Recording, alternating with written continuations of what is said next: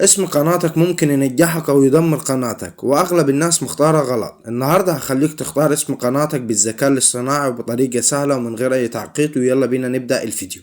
اول طريقة معانا يا جماعة اللي هي بتختار اسم عادي من قناتك. مثلا انا هدخل على اليوتيوب دلوقتي، دي قناتي انا طبعا مسميها مفاتيح يوتيوب. اول خيار معاك عايز تكتب اسمك هنا زي كده اكتبه. لو مش عايز، مثلا عايز برضو تلقب قناتك بحاجة، تعالوا نخش على الطريقة على طول. اول حاجة معانا هندخل على شات جي بي جي. تمام.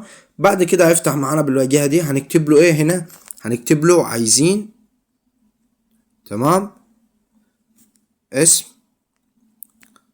لقناة على محتوى.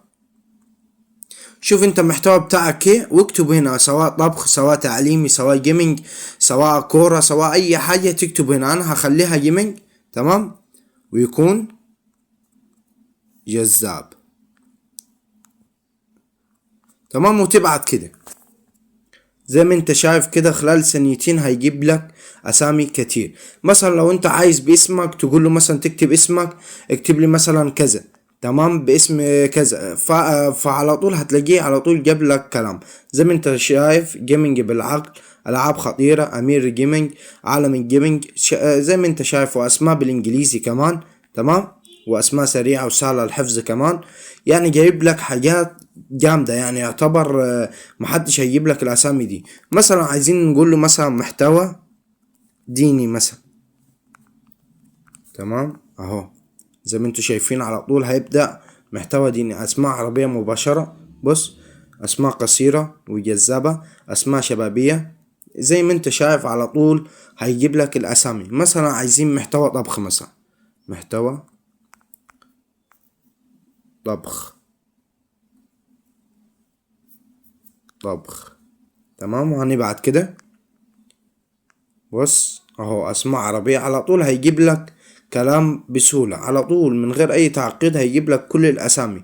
لو اي حاجة هيجيبها. مثلا انا عايز مثلا ايه، هات اسم يكون جذاب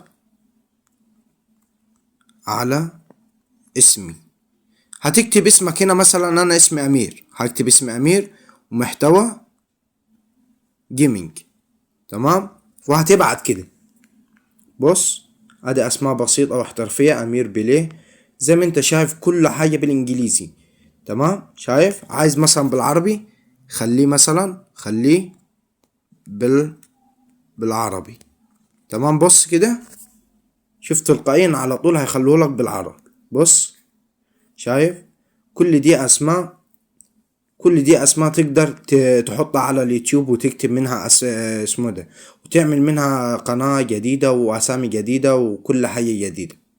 وكده نكون عرفناكم ازاي تجيبوا الاسم الجذاب، وباذن الله الفيديو يعجبكم. ويا ريت ما تنسوش تصلوا على النبي عليه افضل الصلاه والسلام، وتقولوا سبحان الله وبحمده سبحان الله العظيم. ويا ريت ما تنسوش تشتركوا في القناه وتفعلوا الجرس عشان يوصلكوا كل جديد. مع السلامه، سلام.